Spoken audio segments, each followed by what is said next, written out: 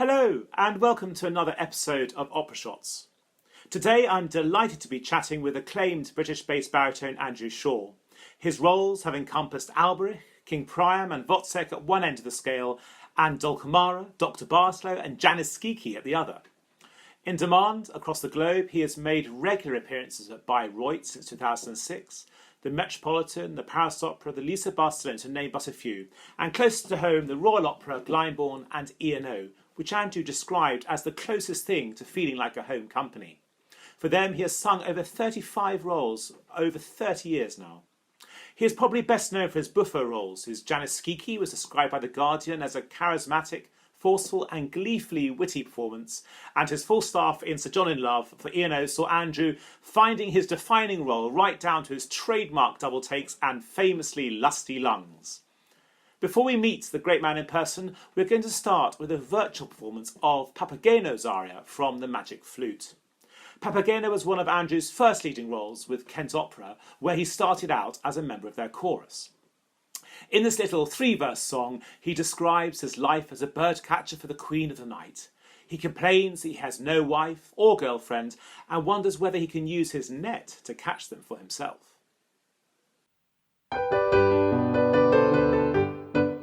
I'm sure that there could never be a more contented man than me. I earn my living as I please. I charm the birds from off the trees. I set my net against the sky. I call the birds and down they fly. So when you hear my music play, you'll know that I'm not far away.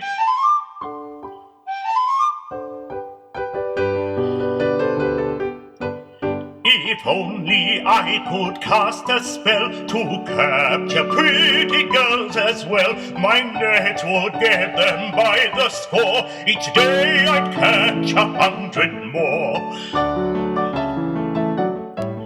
And soon I would fulfill my dream, 1,000 girls in my harem.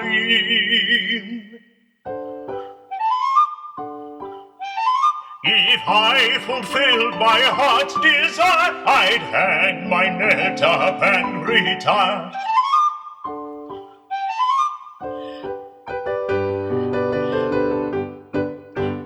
1,000 maidens might be fun, but I'd have to set my heart on one. I'd choose the girl I liked the best. I'd take her home to share my nest. We'd bill and coo, we'd hug and kiss, and every night I'd play her this. I'd keep her safe, the pretty thing, and she would sleep beneath my wing.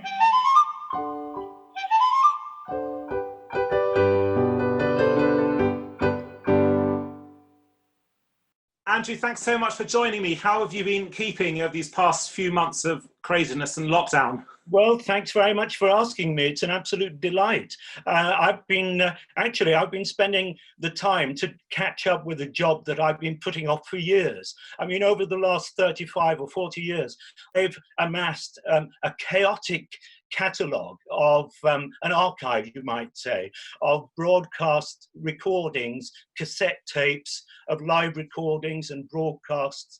And for years, I've thought, I really must get this into some kind of order. So that's been one of my main jobs. It takes longer than you think, though, because you start getting sidetracked by listening to much more than you intend to. But it has been a great joy to rediscover broadcasts that I did, say, with Opera North back in the 90s, or things like Rossini's The Thieving Magpie, which isn't often done, me playing the evil mayor in that, or Puccini's wonderful comedy Janis Skiki. Hearing those broadcasts again has been a great joy. Well, I know you are a wonderful buffo singing actor. I hope you don't mind me calling you a singing actor. But you are so well known for those roles. And actually, we first met when you stood in as a last-minute Dr. Dulcamara for our Elixir of Love at Belcombe Court. What super luxury casting we had, and we would have never dreamed to have got Andrew Shaw coming to do it for us. And I remember thinking at the time, what a shame that we don't have time to have a conversation, because it was so crazy just trying to get you into the show in no time. You did a fantastic job. I'm flattered, first of all, that you describe me as a singing actor. I take that as a great compliment. And the Dulcamara with Iford Arts was a real joy. I mean, it flashed by so quickly because we were suddenly into it. We just had to get on and do it. But one of the great thrills of it for me was the intimacy of the performance, having the audience just inches away from you. For a comic performer, is an absolute joy and a thrill, because you can pick up on their every little reaction, and they're watching your performance minutely. It has great benefits, I think, to play a comic role, well, any role, but particularly comedy, and it was an absolute joy to do. I suppose it may be your first time singing in a geodesic dome too. Yeah, well, I've never had that experience. If you don't mind, I've just got a picture or two. I know we've just heard Papageno's song, and yes, that is a role that I first sang back in the 80s, I think. And I've just got this picture of me as Papageno. There we are, full length. Look at that. I've actually, the first time I sang it was with a company called Kent Opera. This was back in the early 80s. That's me again with my Papagena. And we had this sort of frizzy shooting up hair, which was like the salt of the earth. The energy of the earth rushing up through our bodies and making our hair spring out like that. It was a great joy doing that Papageno. The interesting thing about Papageno is, of course, we do think of him these days as being played by quite a young baritone. But the original Papageno, Emanuel Schikaneder, who played the part and who also wrote the text for Mozart, he was actually 40 when he first played the role. He was an extremely popular comedian, actor, singer, and impresario who ran his own theatre in Vienna. He knew his audience. He knew what they liked. So he gave it to them with the Papageno. But there's an interesting subtext to this, because as well as being a very popular entertainer, he had quite a reputation with the ladies of Vienna. So you imagine him coming on stage with those pipes, singing, "Oh, if only I could catch 1,000 girls, I'd have my own harem." Just imagine the winks and the nudges going round the audience of all those people who knew exactly what he was like. And of course, that's what he was playing to. That's the fun of playing Papageno. And, you know, Schikaneder together with Mozart are both ladies' men, so both of them together in the same theatre, it must have been quite an atmosphere. Absolutely. No, that was a great joy, first singing that with Kent Opera. I mentioned Kent Opera because I think I owe quite a lot to that company. It actually no longer exists, but it was a very, very instructive and helpful company for young artists just making a career for themselves. And I started off in the chorus there. And one of my best recollections is my first meeting with Jonathan Miller, the opera director. He, at the same time, was just beginning his distinguished career in opera. And he was directing Verdi's Falstaff. Now, I wasn't singing Falstaff at this point. I was just in the chorus.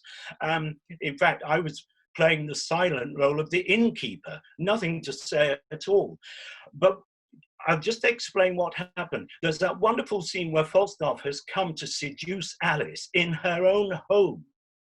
And it's all a plot to embarrass him. But it all goes horribly wrong for Alice as well, because she suddenly learns that her husband is returning to the house unexpectedly with a posse of men who are out, who he's heard about Falstaff's seduction plan, and he's charging into the house to find him. Well, Alice doesn't know what to do, and they start ransacking the whole place when suddenly they hear someone kissing behind the screen on one side of the stage. So they say, ah, he's there. We've got him. He's behind the screen with Alice. What they don't know is that it's the two young lovers, Fenton and Nanetta, who've secreted themselves and are having a furtive fumble, as you might say, behind the screen. No, Falstaff is actually hidden in the laundry basket on the other side of the stage. But what happens is that Verdi now writes this wonderful, suspenseful ensemble, which grows for a piano, to a violent outrage eventually, where they all, to a man, the whole chorus begin to creep up towards the screen on this side of the stage. And everyone's attention, everyone is focused on that screen. No one knows that Falstaff is here in the basket. Now, Jonathan Miller came up to me, he said, look, I want you to be the one person in the whole room who begins to realize that Falstaff is actually in the basket, because you could just see Falstaff peeping, squeezing the lid up and just peeping through. So I was playing this character who was a bit slow-witted, it has to be said, and so the audience were completely misdirected. This was a typical Jonathan Miller trick. He did it time and time again in his productions. He would misdirect the audience's attention to the other side, onto where I was singing, and they could see my sort of bemused puzzlement as I tried to work out, could Falstaff really be in that basket? And then as the ensemble progressed and grew, I eventually built up the courage to try to approach various members of the chorus to say, excuse me, I think if you look over there in the basket, I think you might find he's in there. No one would listen to me, of course. They're all intent on the screen. And eventually I tap Ford, the husband, on the shoulder, tried to tell him. No one listened. So in the end, I went off. Now, the end of this story happens 18 years later, when by this stage, for the Santa Fe Opera in America, I was singing the title role of Falstaff, and Jonathan had been engaged to direct it. Now, I think Jonathan had completely forgotten that we'd previously met in Kent Opera. And when we got to this, in the rehearsal, when we got to this moment where Falstaff climbs into the basket, Jonathan came up to me rather excitedly and said, look, Andrew, I've got this great idea for this moment. I think there should be one person in the chorus. And I said, Jonathan, stop. I know what you're going to say. I was that one person all those years ago with Kent Opera. And of course, he fell about laughing. So it was a nice sort of coming round full circle. What a great way to steal the show right at the beginning of your career as an actor, work with such a great director, and then be the star role, the title role, all those years later. Well, yes, and continuing my pictorial illustrations, that's me as Verdi's Falstaff. Yeah. I think that might have been originally for Opera North, and then it moved to English National Opera. But I also had the opportunity, I don't know if you've ever come across Vaughan Williams's Sir John in Love, which is another setting of Falstaff. But Vaughan Williams is a completely different type of thing altogether. For Verdi incorporated references to Henry IV Part 1 into The Merry Wives of Windsor to give, as one might say, a more rounded character to Falstaff, with references to the honour monologue and that sort of thing from Henry IV. Now, Vaughan Williams, I think, had been writing incidental music for the Royal Shakespeare Company for The Merry Wives of Windsor. So his opera, Sir John in Love, grew out of his music for The Merry Wives of Windsor, and it's much closely associated purely with The Merry Wives of Windsor. And the Falstaff we see in in that is a much more sort of typically English gent, beer swilling, and all the rest of it. And of course, he gets dressed up to go and seduce Alice. So he puts on his finest blazer, the rose in his buttonhole, and the cravat, and all the rest of it. So it was great fun to play a very English type of Falstaff. In fact, when he comes in to Alice's house to begin the seduction, he sings Greensleeves, the lovely tune of Greensleeves. You hear him start singing it off stage, and he comes on and presents himself to Alice. And it was wonderful. It should be done more often, I think, Sir John. I agree. I came to see the production, and I'm so sad that we aren't more proud of English operatic heritage, be it Vaughan Williams. We have plenty of Britain and a bit of Tippett, but not enough of Vaughan Williams. You showed us a lot of pictures of big hats and big costumes and fat suits. I've read somewhere that you've always wanted to play a panto dame. Is that right? I think probably that ambition is dying slightly. But I've always loved the panto dame. That was one of the treats I always had at Christmas when I was growing up in Oldham in Lancashire. We had a first-rate repertory theatre there, and the dame, the man playing the dame, always wrote the panto.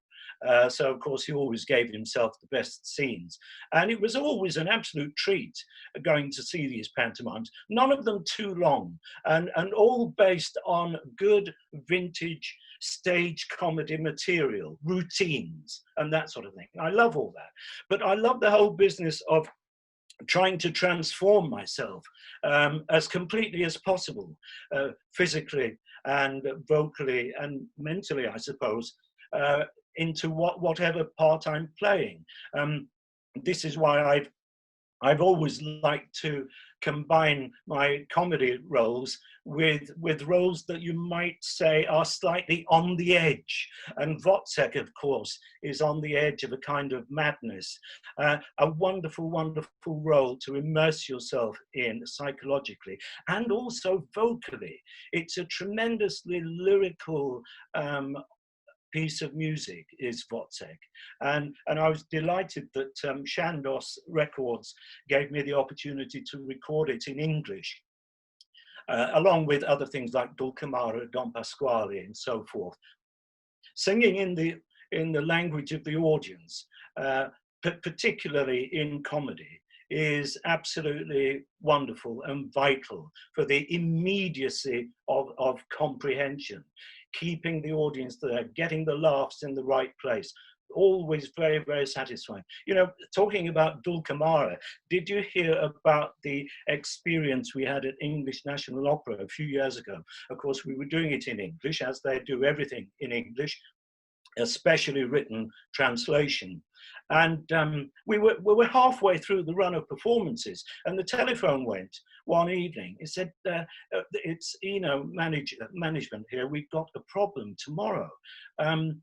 The tenor singing Nemorino is ill. So Nemorino is the young romantic lead.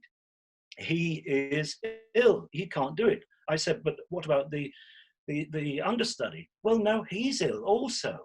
And we've had to find the only person we could find.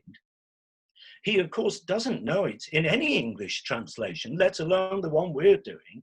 So he's going to have to sing it in Italian. There's around this. So I thought about this. I said, well, what do you want me to do about this? Should I, when I'm singing to him, should I sing in Italian back to him? And he said, well, we'll leave that with you. Think about it. So I did. And actually, as I thought about it, I thought, actually, this works very well, because Nemorino, in the context of the plot, is very shy, is a bit of a misfit. He doesn't quite know how to get through to people. He fancies Adina, but doesn't quite know how to tell her. So there's a lack of communication between him and this close-knit community surrounding him. And into this community arrives this weird sort of wizard quack of a doctor, Dulcamara, who has a cure, so he says, for every ill. As long as you pay him for it, he'll give you the medicine for it. And I thought, how wonderful if when Dulcamara arrives in this community, Dulcamara is the one person who is able to communicate with Nemorino in his own language, in Italian. Dulcamara just switches into Italian, almost as if you could say, whatever language Nemorino was singing, Dulcamara would have been able to join him. So we did. We had a dual language performance. I think we may have had 2 or 3 performances. And the audiences absolutely loved it, because I came on first of all and sang everything in English and selling bottles of medicine to the chorus in English and all that. They all go off, leaving me alone to count all the money I've just made. I hear this voice coming up behind me, Nemorino, who's come to ask a favor. He sings the Italian. I turn around and address him in Italian. The audience loved it. And then whenever there were side remarks to the audience, you know, I'd be singing to Nemorino in Italian, in his own language. And then I'd have a line like, oh, we've got a right one here, haven't we? To the audience, that would be in English. So whenever I was singing to anyone else on the stage or to the audience, it was English, but to Nemorino, it was Italian. I actually came to that very show. Edgaras Montvidas was singing. That's right, yes. And he came in, and I remember right at the end, you drove off in a pink Cadillac. That's right. It was set very much in a close-knit rural community in Arizona, in around about the 30s or 40s, where the community, you could believe that this community was rather sort of isolated, not very worldly wise, exactly the sort of community who could be outwitted by this strange exotic quack coming into their midst. You've mentioned ENO, and I think you consider it your operatic home in many ways, and you've sung for them over 30 years, over 35 roles. That must be a record. Well, I've most of my roles have been with English National Opera, and it's partly, as I say, because I love the immediacy of the communication in English. I mean, I've done Dulcamara in lots of places. When I did it at the Metropolitan in New York, I was, of course, that was in Italian, but I was absolutely overjoyed to find that the big magician's or the doctor's coat that I was wearing, which had inside it lots of pockets for all the different bottles of medicine. He opened this coat and just took out the bottles from inside. It was the very coat that I had admired Sir Geraint Evans wearing. I saw him do it at Covent Garden in my student days. He was a great hero for me. He was the comic buffo, comic baritone, but who also did serious roles. I mean, he also sang Wozzeck in his time. But I remember sitting at the back of the amphitheatre at Covent Garden and seeing Geraint using his face and his eyes to communicate right up to the back of the amphitheatre. And that was a wonderful lesson for me. I thought, I must remember this, that communication. You have to imagine, I try to tell student singers this when they're trying to get them to you know, throw their voice, project.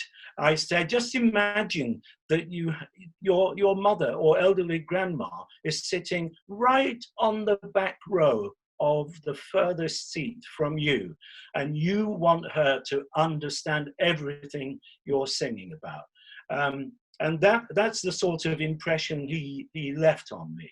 It's such a cavernous space, the Colosseum, and you know, young singers walking out onto the stage for the first time are slightly in awe of the huge void they need to fill, and also fill with dramatic intention too. How do you do it, Andrew? How do you get people to come to you? It is to do with this imagining that you're playing to someone right on the back row, someone whom you really want to understand what you're singing about, and also sharing your attention all around the theatre.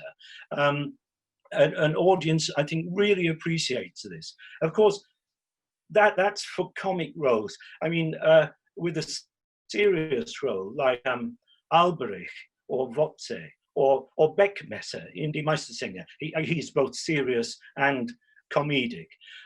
You want to draw the audience into you then by the intensity of your thought and the intensity of your vocal projection. Yes, you've mentioned Albrecht, you've done many times, perhaps most notably at Bayreuth. And there are not many British singers who have actually sung there. And you were in Tancred Dorst's production, which I gather received quite iffy press. But before you went there, you sang with Phyllida Lloyd in her production at the Colosseum. How was it getting to know the role there and then taking it to Bayreuth? Well, doing Phyllida's production with English National Opera was very inspirational indeed. She put a lot of thought into the whole project to make it believable in a real logical and psychological way for a modern audience. And she found modern contemporary settings to tell the story in. Now, of course, it was a tremendous honor and privilege for me to be invited to Bayreuth to sing the role there. And I did it, I think, I did it for 5 summer seasons, I think. Wonderful theatre to sing in, of course, designed by Wagner specifically for the Ring. The auditorium shaped like the classical Greek amphitheatre, so that the acoustic is perfect in every part of the house. In fact, there is a spot, if you find it downstage center on the stage there, you can, wherever you sing, you can hear your voice pinging back to you. The acoustics are so perfect and rewarding. And of course, the orchestra there is sunk way below the stage, and there's a hood that comes over partially. It doesn't cover them completely, but partially, so that the audience doesn't really see, can't see the orchestra at all. It isn't really aware of people sitting down there until the music starts. And then it just comes out of the pit like this. And the orchestra pit is stepped down quite dramatically. So if the conductor is up here, he gets the violins then on the next step down, and way down at the back are the Wagner tubas and the heavy brass instruments. Now, the effect of this is perfect, because by the time all that sound emerges from the pit, it's all beautifully blended. Those brass players can play, if their music is marked fortissimo, they can play fortissimo, because by the time it comes out and the audience hears it, it's all perfectly blended with everything else. You don't have to have the conductor constantly saying, as you do in most orchestra pits, please, less, brass, you're too loud, less. No, there's none of that at all.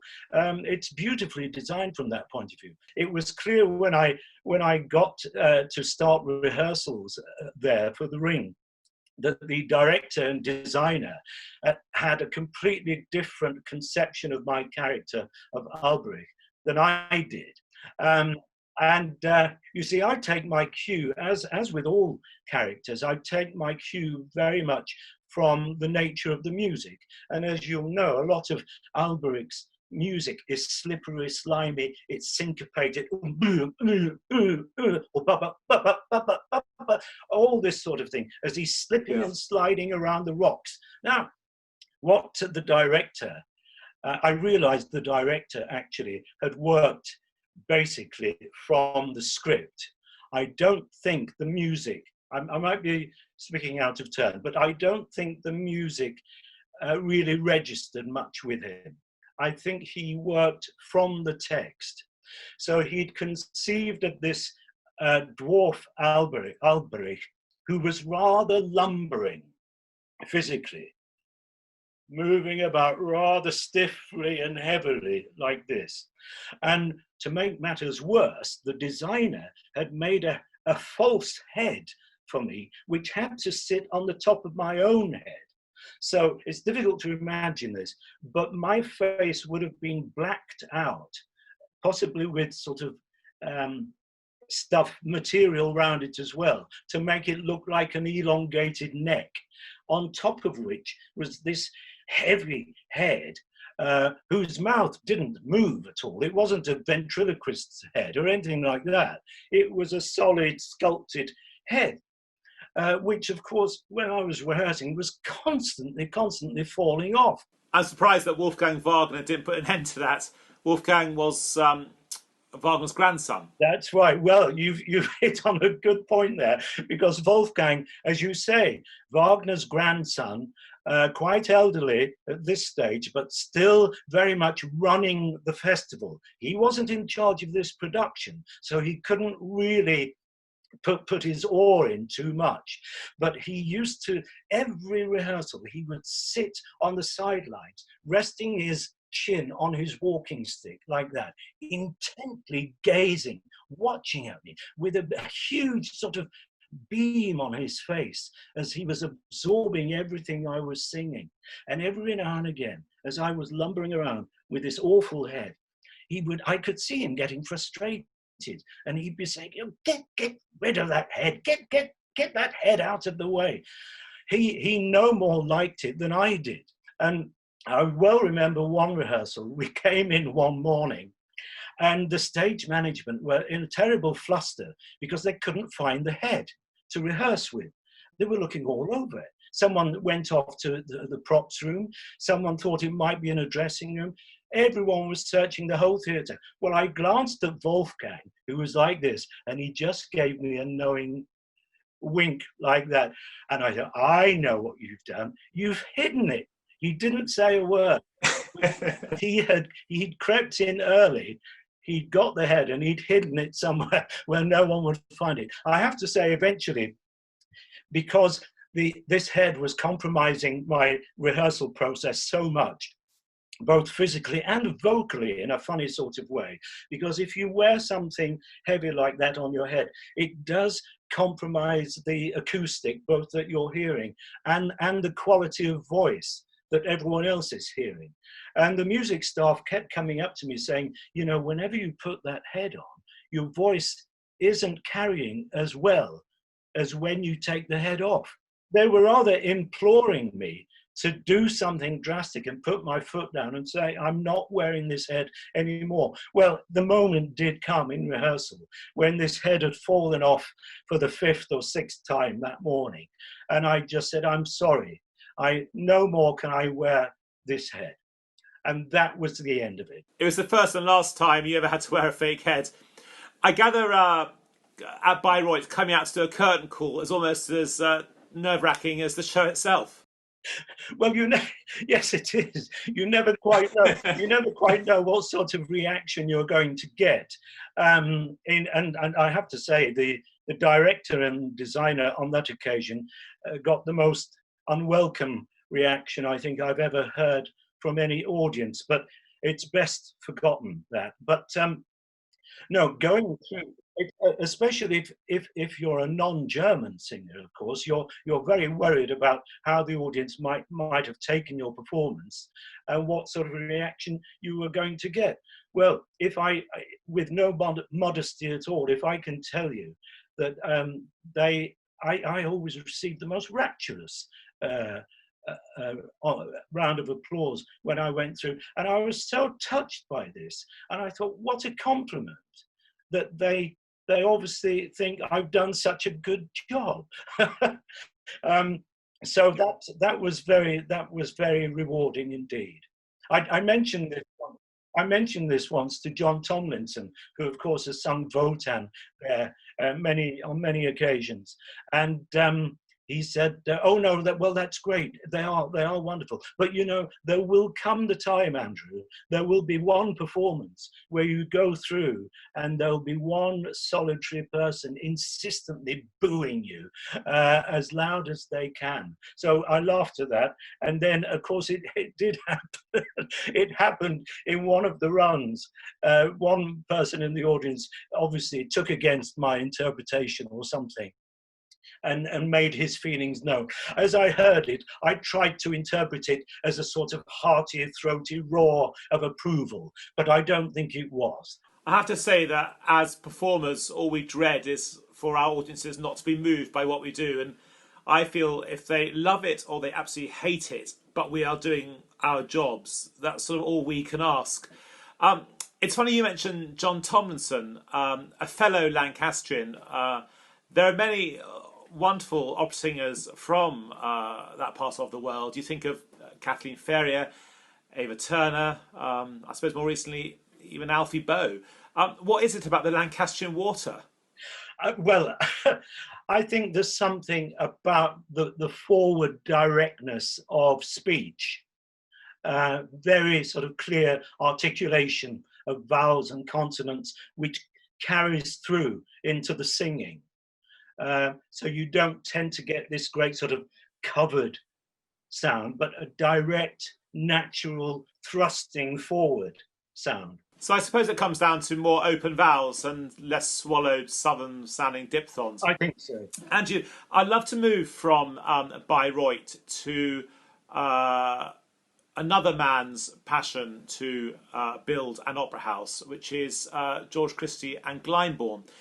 For them, you sung over a dozen roles, including the title role in Falstaff. You sang the Baron in Traviata, Crescina in Barter Bride, and in 2012 you recorded your Dr. Bartolo for their Le Notte di Figaro DVD. A really great production. Michael Grandage and Robin Ticciati conducting the OAE. I remember really clearly that amazing conga at the beginning of Act 4 that you did with Alan Oak and Anne Murray. How is it singing with chums? Oh, it's an absolute delight. I mean, singing at Glyndebourne has always been a delight. The first role I did actually was Falstaff, having talked about that, in the old theatre, when the theatre was a sort of rectangular addition to the house, to the main house. But then, of course, that was demolished. The new beautiful theatre was built, but we're talking quite a few years ago now. And I've sung Janacek roles in there. I was in The Bartered Bride. I was in the Marriage of Figaro that you mentioned. It was actually the second production that I'd done there, and it's an absolute joy when you're singing with working with someone like Anne Murray, to have her as the Marcellina. This Bartolo that I was doing, it's wonderful. This aria actually, I think, illustrates a point that I often make to students about the art of singing, or the art of acting with music.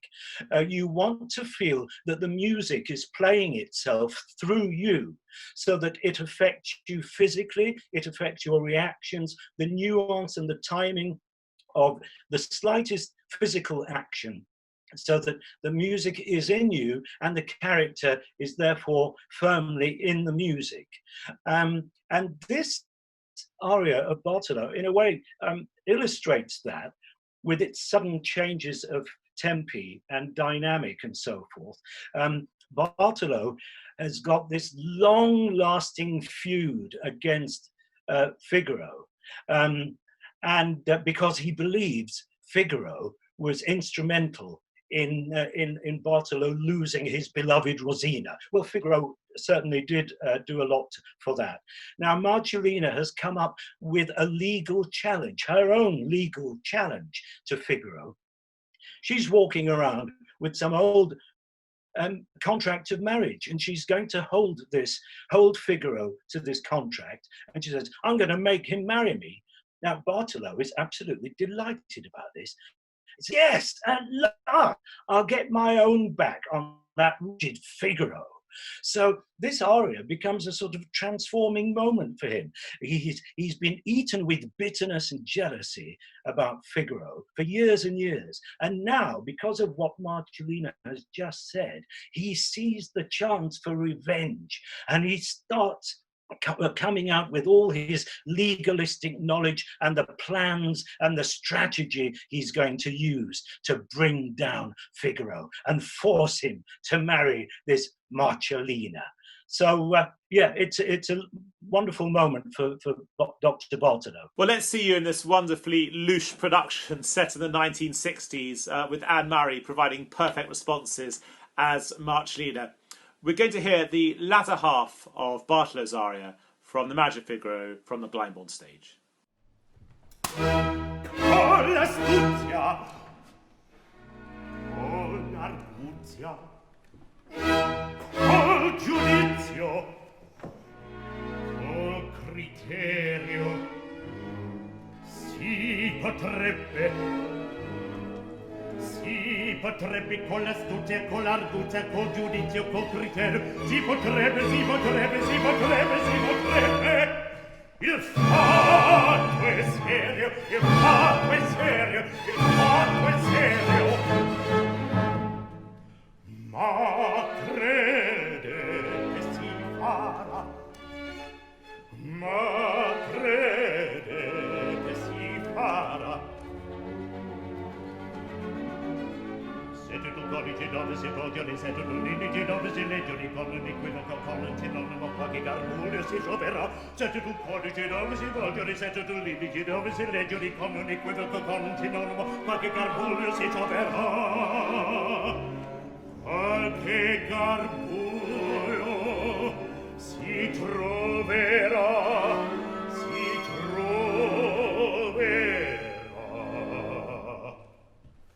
Tutta Siviglia conosce Bartolo, il birbo Figaro, vostro sarà. Tutta Siviglia conosce Bartolo, il birbo Figaro, vostro sarà. Il birbo Figaro, vostro sarà. Il birbo Figaro, vostro sarà. Vostro sarà, vostro sarà, vostro sarà.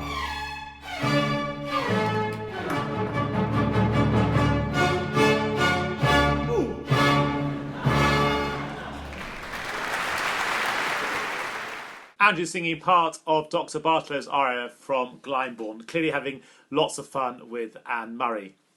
Andrew, I don't know many performers who have such a great range in their repertoire. We've spoken about Mozart from Glyndebourne, Wagner from Bayreuth, a whole plethora of comic roles, but it doesn't stop there. Your work in contemporary music has been very noticeable. You were Punch in Punch and Judy from the Young Vic. That's the Harrison Birtwistle opera. And an opera that I came to see from the Hampstead Theatre, Jakob Lenz by Wolfgang Riem, an amazing opera that tells of the unavoidable descent into madness of this extraordinary poet. I remember the set itself was filled with a lot of water, reed beds, mist was floating above. The physical challenges of singing that role must have been really great. Well, I've always loved the challenge of contemporary music, especially when it's portraying a character who, as I said earlier, is sort of on the edge of sanity. You just mentioned Punch and Judy, which was one of the Eno roles that we did at the Young Vic. I just thought I'd show that. I mean, he's definitely on the edge of sanity there. Harrison Birtwistle's Punch and Judy. Birtwistle really captured that sort of dangerous comedy that I always used to feel when I saw Punch and Judy at the seaside, that scary comedy of this mad character who's meant to be funny, but actually he was very dangerous and scary. And the Birtwistle opera captured that, I thought, absolutely perfectly. And it was both great fun and sort of chilling to perform at one and the same time.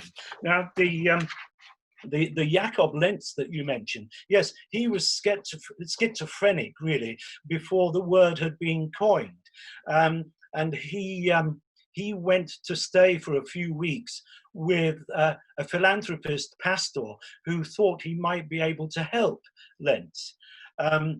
He couldn't. But what happened was that this pastor wrote a very detailed diary of his days working with Lentz and of Lentz's behavior, the things he said, his odd, strange visions. And this comes as a tremendous boon for anyone playing a role which has been turned into a piece like this, because you've got the real actual biography and notes about that person written in great detail. It's a wonderful gift to be able to soak yourself in all that. Now, as you mentioned, I was soaking myself literally as well, because we had the set absolutely full of water, reed beds, mist, stagnant water. I think I spent more time in the water than out of it. Were you able to actually practice in the production with that much water, or were you literally thrown in on your first stage in piano? That would have been a challenge. No, we had the great benefit of having the huge tank, the actual thing in the rehearsal room with all the water. I think for part of the time we rehearsed without the water, but then there came a moment in rehearsal when we started working with the water to see how far I could go in and how much I could immerse myself and then sing comfortably when I came out again. Lentz had this absolute obsession with water. He was always throwing himself into the village fountain and that sort of thing. It was a strange, weird piece which really existed in Lentz's mind, but it was so rewarding and enriching to perform. How do you go about learning such a complicated role? It must be so difficult. Do you start by picking out notes at the piano? People always say, don't listen to recordings. But when it comes to learning absolutely contemporary music, which I would never have a chance, any ability to play myself on the keyboard, I like to listen to it to get the sound world of that music into my head, just to listen to it day after day, so that I begin to it begins to grow on me, and I begin to see the musical logic of it. And then I'm a good enough pianist then to be able to pick out my own line. And I will, I'm just talking really of contemporary pieces here. As I'm listening to the recording, I will play my vocal line against it. I mean, that way, you can find out, first of all, if the singer on the recording is actually singing the correct notes, because often they're not. They're often not, and it would be fatal to try to learn the part by simply imitating what's on the recording. I don't do that.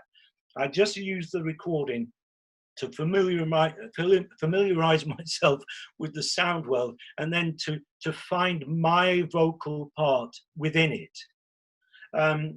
That's my approach, but it takes a long time. I thought the Hampstead Theatre was a brilliant choice by E&O. It suited the piece much better than the Colosseum or even the Young Vic. And I remember water splashing into the orchestra pit and the conductor, Alex Ingram, not only trying to keep everyone together, but keeping them all dry. Wolfgang Reed wrote the opera when he was 24 years old. He's not often performed in this country, but do you know, did he make it to a show? No, he didn't. Sadly, he didn't get over, which was a shame. It would have been nice to have met him. We've spoken about a lot of your roles around the world. We haven't spoken at all about when you've sung at the Met. And when the cast heard you singing Dulcamara for us, they said, my goodness, Andrew actually made his Met debut with this in 2006. Did you find singing on the Met stage very different to Bayreuth or very different to the Royal Opera? It's a very big stage. It's a very big stage, and it feels a big theatre, not a big stage. It's a big theatre, and it feels like a very large space to fill. But once you get going, I mean, you quickly gauge the way the voice is carrying, and it was fine. But no theatre has quite the resonance and the acoustical rewards as Bayreuth. I mean, Covent Garden is okay. It's a little bit dead. I've done a few things there, and you just have to ignore. You've got to ignore what you perceive as a slight deadness in the acoustic, and just believe that everyone's hearing you, which they are anyway. In fact, one of the best places at Covent Garden, I still say, is the amphitheatre for hearing a performance. And the same goes actually for the Colosseum. I remember at Covent Garden playing the offstage piano party in Rondinet 10 or so years ago, and clearly Angela Georgiou knew where the sweet spot of the stage was. That just happened to be directly in front of the Prunier, who was singing his aria at the time. But that didn't stop her from standing on the sweet spot directly in front. I would love to chat a little bit more about Dul Camara and your experiences with us at Iford Arts. A very important aspect of what we're doing is giving young singers the experience of working alongside really great experienced singers, almost, I suppose, in a little bit like a mentor-protege relationship. They love working with you, but how did you enjoy working with younger, less experienced singers? Oh, it's great. I love it. I love it. We just before the lockdown happened, we just opened a new production of Marriage of Figaro at English National Opera. And one of the joys of that experience was that, apart from myself and possibly the Marcellina, the cast were very young indeed. And there's a great sense of enjoyment and bringing new life to a piece. And that's what I felt very much when I got to Iford, and felt the same energy from the young singers there. Of course, we had the particular interesting problem with Iford in the translation, because your translation wasn't quite the one that I was most familiar with in terms of the English translation. So yours was basically Amanda Holden's translation, but the most recent one I had sung was by a lady called Kelly Rourke, which was, now both of them, what's interesting was Kelly Rourke's translation was for the very Americanized version that Jonathan Miller staged, as I said, set in the countryside of Arizona. Now the Iford was also American, set in Orange County, I believe. But it was a slightly different translation. And at first I thought, oh, well, this is going to be okay, because they'll sing their translation and I'll sing mine. But the more I thought about it, I thought, well, hang on.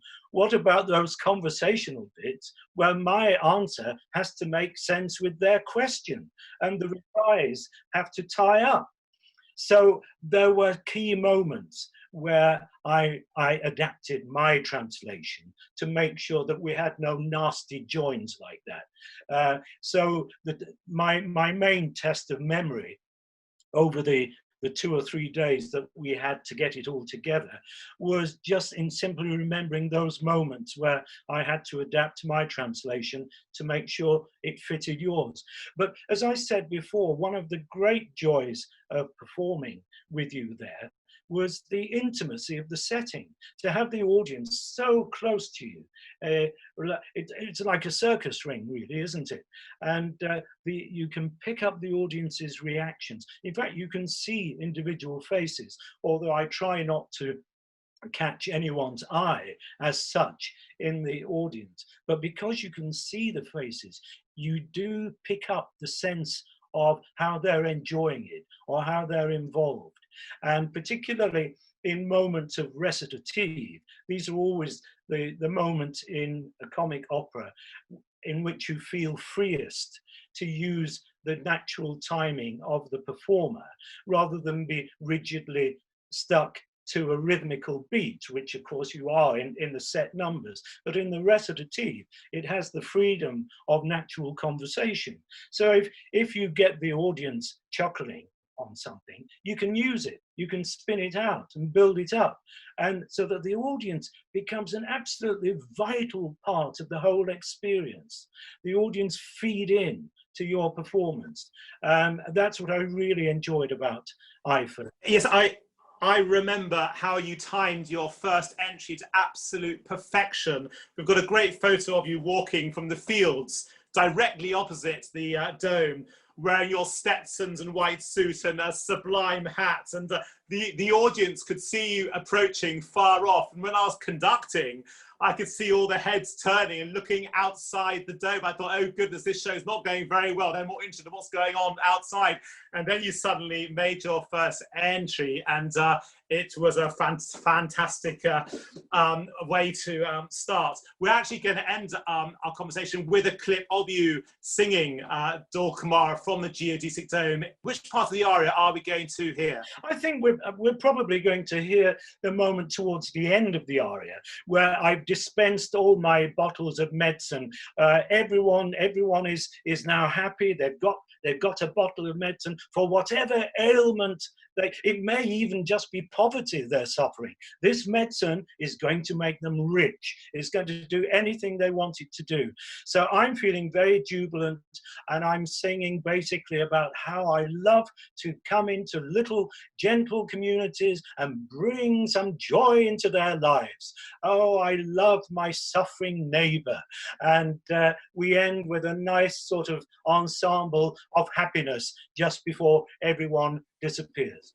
Andrew, thanks so much. It's been an absolute pleasure, and you certainly brought joy into our lives when you came to Iford. And I do hope one day we will see you back down in Wiltshire at Iford Arts. Take care of yourself, and thank you so much once more. Thank you. It would be lovely, and thanks again for asking me. I've enjoyed it.